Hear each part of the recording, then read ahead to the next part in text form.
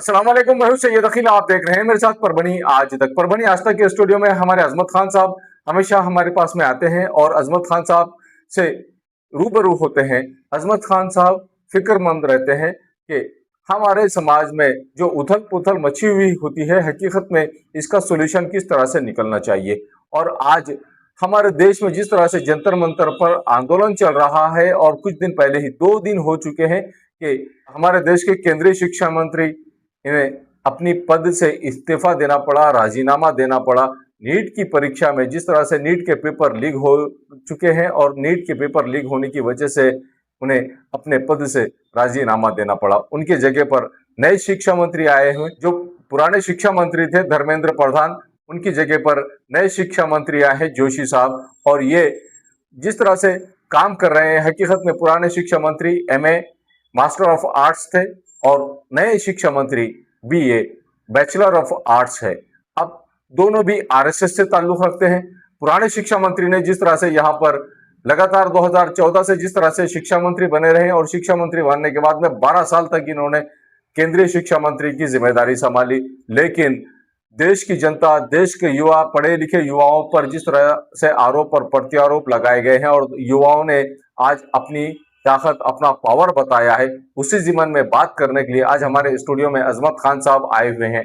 आइए जानते हैं किस तरह की प्रतिक्रिया अजमत खान साहब इनकी है। अजमत खान साहब, परभनी आज तक के स्टूडियो में आपका स्वागत है। आप किस तरह से देखते हैं इस बात को कि देश के शिक्षा मंत्री धर्मेंद्र साहब ये जिस तरह से अपने पद से राजीनामा दे चुके हैं और पद से राजीनामा देने के बाद में उनकी जगह पर नए शिक्षा मंत्री आए हैं, क्या कहना चाहेंगे आप?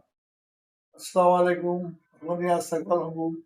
देखिए, हर इंसान के अपने अपने नजरिए हैं। जैसा मेरा एक नजरिया है या मुझे मेरा जो नजरिया है मैं वो बताना चाह रहा हूँ और परभनी आज तक वालों को भी बताना चाह रहा हूँ। तो देखिए, पेपर लीक कोई नया मुद्दा नहीं था। जी पेपर लीक हमेशा होते रहे हैं जी और उसका सोल्यूशन भी कुछ ना कुछ निकालते रहे हैं। जी लेकिन सबर का पैमाना जो है ना जी छलक गया। अभी जो है एक स्टूडेंट से आप पूछो अगर पेपर देने जाने के लिए उसकी तैयारी कितनी होती, जी तो रात दिन पढ़ाई पड़ता कि भाई तो 5 दिन है, इम्तिहान है, 4 दिन है, 2 दिन है, एक दिन है, चलो पेपर निकलना है। और जिस दिन मालूम पड़ता है कि भाई पेपर लीक होगा और कैंसिल होगा, अब उसके साइड पे जो टेंशन आता, उसके घर वालों पे जो टेंशन आता, उसका जो परिवार परेशान होता, उसका अंदाजा कोई लगा नहीं सकता। बेशक। एक इसके अलावा अब मैं आपको नुकसान बता रहा हूँ, इसके क्या नुकसान है। अब देखिए, वो जो तालीम ने जितना कोशिश करा था, ज़ाहिरी टेंशन होने की वजह से वो जो याद किया था वो भी भूल जाता। इसके अलावा फिर नुकसान क्या होता है, देखो अब उसकी एज अगर नौकरी में फर्ज करो 18 साल से 19 साल हो गई और नौकरी में उसकी उम्र हो गई 19 साल, 20 साल, 22 साल। अलग अलग डिपार्टमेंट में अलग अलग नौकरियां की उम्र होती। अगर फिर से उन्हें पेपर देंगे तो 4 महीने लेंगे, 6 महीने लेंगे। इस पीरियड में अगर उसकी नौकरी की उम्र खत्म हो गई तो उसका क्या फायदा है। फिर एक तो पैसे का नुकसान, एक तो एज का नुकसान। समाज में एक बुराई क्या हो रही है कि बच्चा कुछ करा हुआ नहीं है, कहीं एक रिश्ते टूट जा रहे इसकी वजह से। मुझे क्या, मैं आपको इससे पहले आपको एक अच्छी मिसाल देता। अग्निवीर जो चला था, जी अग्निवीर में इतना हो गया था कि उनके हाथ में लेटर आए थे कि आप नौकरी को जाओ, और इन्होंने नौकरी की इतना मजाक कर रहा था वजीर आजम ने। तो मैं बोला था कि भाई आप माफी चाहो। उसकी वजह क्या थी कि भाई फौज को भी इन्होंने क्या करे, सब कॉन्ट्रैक्ट में दे दिए जी 5 साल के बाद से दिए। कौन बेटी देने को तैयार है 5 साल में, वो बगैर बगैर उसके तुम्हारे पेंशन के, वजीफे के वो रिटायरमेंट हो जाएगा। और टोटल उसको 10 लाख रुपए तक 5 साल में मिलेंगे। और उसके बाद कुछ फ्यूचर क्या होगा। हालांकि इतनी सख्त होती ट्रेनिंग, तो उसमें नाकाम हो गई हुकूमत, उससे भी कोई सबक सीखी नहीं। और 36 दिन तक ये पब्लिक को परेशान करे, ईश्वर को परेशान करे, सब हल्ला गुल्ला करे, इतना नुकसान आवाम का करे। और 36 दिन के बाद उसने इस्तीफा दिया। अच्छा, और इस्तीफा दिया तो किसको लिया भाई आप, वही बीजेपी का आदमी, वही आरएसएस का आदमी। फिर वो तो 36 दिन में तो फैसला कर दिया था, ठीक है भाई तू हट नहीं बैठेगा। कोई अपोजिशन वाले को लिए क्या, कोई कांग्रेस के आदमी को मिनिस्टर बनाए क्या, कोई किसी उसको बनाए क्या। अरे अपने पार्टी के आदमी को बदलने के लिए इतना नुकसान करके हटझार नहीं करते। ये हुकूमत है क्या है, ये हुकूमत जो है पब्लिक दुश्मन हुकूमत है और ये दंगा फसाद कराने की वाली हुकूमत है। तो आज लोगों के समझ में आ रहा कि भाई मुसलमानों का नुकसान नहीं हो रहा, मुसलमानों के साथ हिंदुओं का भी नुकसान हो रहा है, हिंदुस्तानियों का नुकसान हो रहा है। आप देखिए अब इस ये जो हड़ताल किए हैं, ये भूख हड़ताल किए, उसमें कोई हिंदू नहीं था, कोई मुसलमान नहीं था, कोई सिख कोई ईसाई नहीं था, पूरे ही पूरे हिंदुस्तानी थे। हमारे सिख ब्रदर जानदार उन्हों भी कैसा भी आंदोलन में हाजिर हो गए, आम आदमी भी होगा। और हिंदू मुसलमान का कोई झगड़ा नहीं, अल्लाह ताला ने बता दिया एक हिंदुस्तानी कौम अगर वक्त पड़ने पर कितने एकजुट हो सकते हैं और इनका मुंह काला कैसा हो सकता है, अल्लाह ताला ने ये साबित कर दिया। अब इससे ज्यादा मैं आपको क्या बताऊं। इंशाल्लाह आगे जो इनके हालात होंगे और इनकी हुकूमत कैसे चलेगी वो अब इनके ऊपर डिपेंड होता, क्योंकि इनकी आदत है चोरी डकैती झूठ मार लोगों से एमएलए खरीदना एमपी खरीदना। अरे नगर से खरीदते हैं ये लोग। हकीकत में खान साहब, आप जहां पर बात कर रहे हैं कि लोगों से यहाँ पर लोगों को पैसा लगाना, एमपीज को, एमएलएज को और उसी के साथ में काउंसलर्स को, और वो काउंसलर से तो एमपी तक, बीच में एमएलए, ये तीनों कैटेगरी के लोगों को खरीदना, जिला परिषद के सदस्यों को खरीदना। उत्तर प्रदेश में यहाँ पर जिस तरह से एक यूनिवर्सिटी है आजम खान साहब इन्होंने बनाई हुई है, और इन्होंने हिंदुस्तानी लोगों के लिए, विद्यार्थियों के लिए, उसमें किसी कम्युनिटी का नाम नहीं, मुस्लिम कम्युनिटी वहां पर नहीं। जिस तरह से उस की बात अगर की जाए तो वो जो यूनिवर्सिटी बनाई गई है, हकीकत में ये इस यूनिवर्सिटी को तोड़ने के, उसके 38 इमारतें तोड़ने के आदेश दिए दिए गए थे, और सिर्फ एक गंदी जहनीत के चलते वहां के सीएम योगी आदित्यनाथ इनकी जानिब से उस यूनिवर्सिटी को पूरी तरह से तबाह और बर्बाद करने की कोशिश की गई है, और नाकाम कोशिश की गई है। उसके बावजूद वहां पर उस के आदेश पर, योगी आदित्यनाथ ने जो आदेश पारित किया था, उसके आदेश पर पूरी तरह से उसे स्टे मिल चुका है, और वो 38 के 38 इमारत आज की डेट में बरकरार है। आप किस तरह से देखते हैं इस बात को? ये जो यूनिवर्सिटी है जी, या रामपुर की जो जगह है, यूनिवर्सिटी की जगह है, ये है बन्ने खान साहब की जागीर जी, ये नवाब बन्ने खान साहब की जागीर है रामपुर। और उसी की एक हिस्सा जगह जो है वो भी वो बन्ने खान साहब की जागीर में से ही है, क्योंकि भाई मुल्क आजाद हो गया और बन्ने खान साहब अपने जमाने में वो गरीबों को कुछ जमीन क्या किए थे, इनाम में दिए थे। और जबकि आजम खान ने उन किसानों को, उन गरीबों को उनसे पैसे दे के वो जमीन को हासिल किया हुआ है। ये कोई सरकारी जमीन नहीं है, ना कि भाई आप तोड़ना, आपकी जिद है तो तोड़ो, खुद पढ़े लिखे नहीं है तो दूसरों को पढ़ा लिखा नहीं चाहते। ये पूरा टोला आरएसएस का है, हम बोलने की जरूरत नहीं है। अभी इन सबको एहसास हो रहा, हमारा हर आदमी जितने मुखालिफ में देंगे वो मुसलमानों के मुखालिफ में नहीं जा रहे, वो अपने मफाद के लिए सबसे ज्यादा हिंदुओं के मुखालिफ में जा रहे। लेकिन जाहिर क्या करते हैं कि भाई मुखालिफ में हम मुसलमानों के जा रहे हैं, आजम खान ने बनाया तोड़ डालो। अरे बना के तो दो ना, पहले एक यूनिवर्सिटी बना के दो, बाद में एक यूनिवर्सिटी तोड़ो। मस्जिदा तोड़ने की आदत हो गई, दरगाह तोड़ने की आदत हो गई, खाने तोड़ने की आदत हो गई, मंदिरा तोड़ने की आदत हो गई। हकीकत में एक मोहम्मद अली जौहर इनके नाम पर इस यूनिवर्सिटी को बनाया गया था, और ये जो यूनिवर्सिटी है, इस यूनिवर्सिटी में सिर्फ मुस्लिम कम्युनिटी के ही लोग नहीं, बल्कि मुस्लिम कम्युनिटी के अलावा हर कम्युनिटी के हिंदुस्तानी लोग यहाँ पर एजुकेशन हासिल करते हैं। आईएएस, आईएएस और आईपीएस अधिकारी वहां से बनते हैं।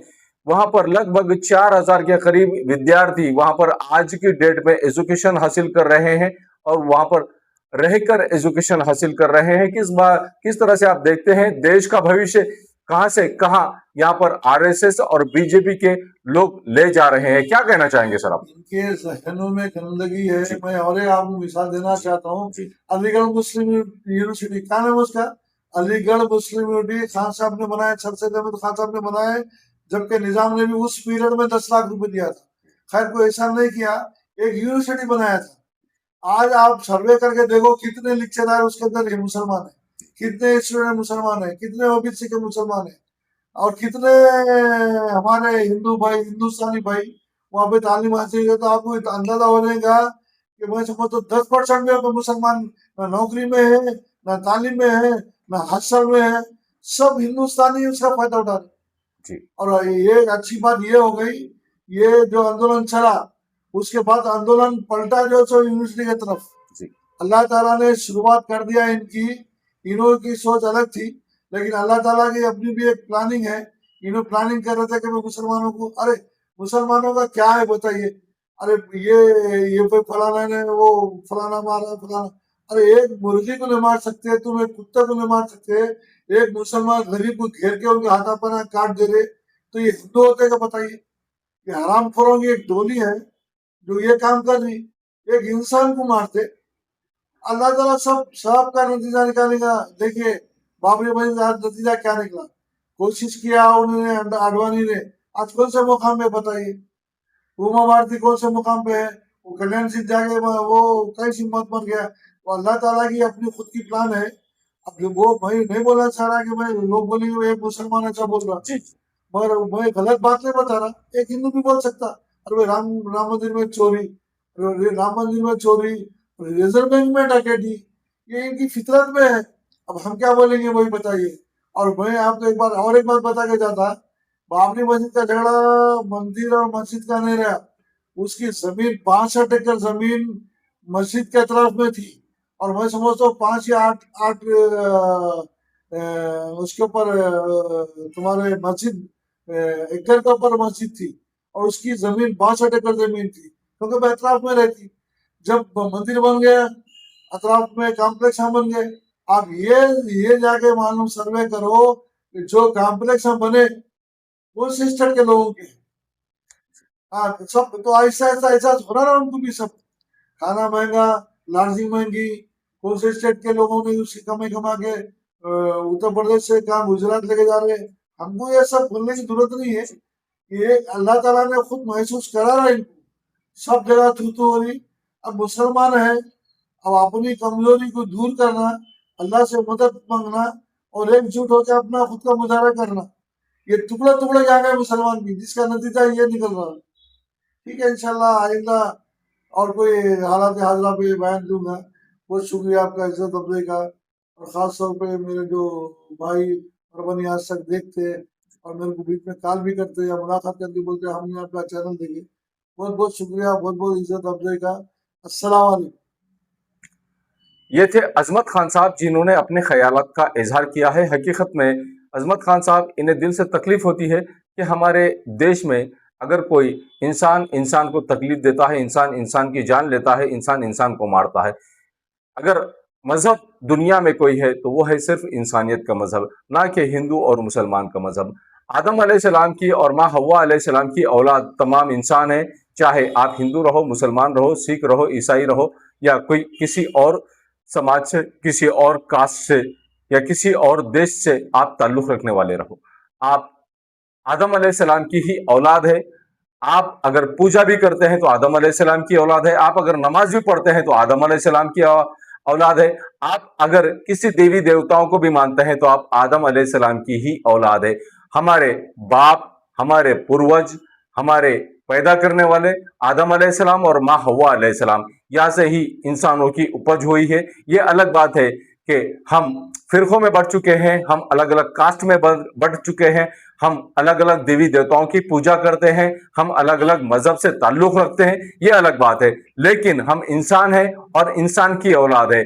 हमारे माँ और बाप आदम अलैहिस्सलाम और माँ हव्वा अलैहिस्सलाम, इन दोनों से ही शुरुआत हुई है इंसानों की, और इंसान उसी के बाद में अब उरूज पर आया हुआ है, और अब अपने पेट को पालने के लिए जिंदगी, जो इंसान को अल्लाह तबारक व तआला ने जिंदगी दी है, इस जिंदगी को जीने के लिए सिर्फ लूट मार कर रहा है, और अपने आप को इस दुनिया का राजा बनाने के लिए, राजा बताने के लिए ये सब कोशिशें करता हुआ नजर आ रहा है। अल्लाह तबारक व तआला ने जब फरिश्ते को भेजा, मौत के फरिश्ते को भेजा कि हर इंसान की रूह कब्ज करने के लिए मौत का फरिश्ता आता है, और मौत का फरिश्ता आकर रूह कब्ज कर देता है, चाहे वो हिंदू रहे, चाहे वो मुसलमान रहे, या किसी और जात से, या किसी और कम्युनिटी से, या किसी और बिरादरी से ताल्लुक रखने वाला इंसान रहे। वो इंसान मरने के बाद में जाता है तो अल्लाह तबारक व तआला के से हर इंसान की रूह कब्ज की जाती है, हर इंसान की रूह कब्ज करते हैं, चाहे वो हिंदू रहे या मुसलमान रहे, मर्द रहे या औरत रहे, छोटा बच्चा रहे, जवान रहे या बुजुर्ग इंसान रहे, हर इंसान की रूह कब्ज करने वाले फरिश्ते का आप देखते रहिए मेरे साथ परभनी आज तक, और आपस में लड़ने की बजाय एकजुट हो जाइए और एकजुट होने के बाद में आप इंसानियत का सबूत दीजिए, इंसानियत का मुजाहरा कीजिए, इंसानियत का मुजाहरा कीजिए, और इंसानियत का मुजाहरा करते हुए ही हम भारतीय इंसान हैं इस बात का सबूत दीजिए। आप देखते रहिए मेरे साथ परभनी आज तक। मैं हूं सैयद अकील। इस न्यूज को कवर करने में हमें सहायता की है परभनी आज तक के कार्यकारी संपादक बाबरुद्दीन सिद्दीकी, 24/7 माझा महाराष्ट्र न्यूज चैनल के कार्यकारी संपादक Sattar Khan Pathan, the Fact Today के कार्यकारी संपादक सलीम खान उर्फ जुल्फुसर, परभनी टुडे के कार्यकारी संपादक सैयद अयान, परभनी आज तक के Marathwada bureau chief Sohail Tamboli, 24/7 Majha Maharashtra news channel के Marathwada bureau chief Sheikh Ayara madam, उसी के परभनी आज तक के जिला प्रतिनिधि सैयद मोबिन सैयद इस्माइल, परभनी आज तक के परभनी शहर प्रतिनिधि सद्दाम शेख निजाम, 24/7 माझा महाराष्ट्र न्यूज चैनल के परभनी जिला प्रतिनिधि शमीम खान पठान, महबूद खान पठान, मुन्ना खान पठान, शेख अयारा मैडम, मुन्ना खान साहब, इन्होंने मिलकर मैं हूं सैयद अकील। पहली बार अगर आप हमारा चैनल देख रहे हैं तो सबसे पहले तो आप हमारे चैनल को सब्सक्राइब कर लीजिए। सब्सक्राइब करने के बाद बेल आइकन का बटन जरूर दबाएं। उसी के साथ आप हमारे चैनल को लाइक करें, शेयर करें और कमेंट करना ना भूलें। आप हमें Facebook, Twitter, Instagram, Telegram, WhatsApp और यूट्यूब पर भी फॉलो कर सकते हैं। मुझे दीजिए इजाजत। जय हिंद। आप भी अपने खास मौके को यादगार बनाना चाहते हैं तो स्वागत है अल सफा फंक्शन हॉल में, जहां हर शादी, निकाह, रिसेप्शन, बर्थडे पार्टी और हर खुशी का जश्न बनता है शानदार, यादगार और बेहतरीन हॉल, आकर्षक इंटीरियर, आरामदायक व्यवस्था और आपके हर कार्यक्रम के लिए शानदार माहौल। आज ही अपनी तारीख बुक करें।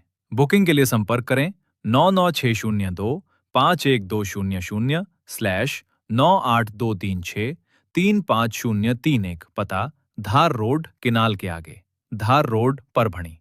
अल सफा फंक्शन हॉल, आपकी खुशियों का सबसे बेहतरीन पता।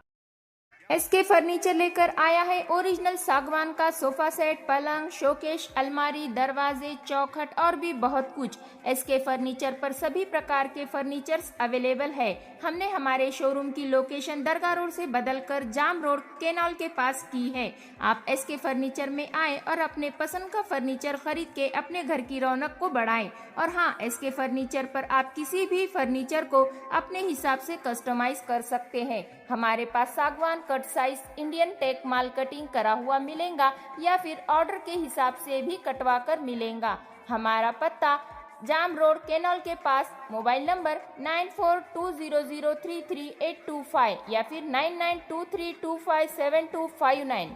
महबूब पार्क फंक्शन हॉल, मनसब नगर, जाम पारवा गेट, दरगाह रोड, परभणी।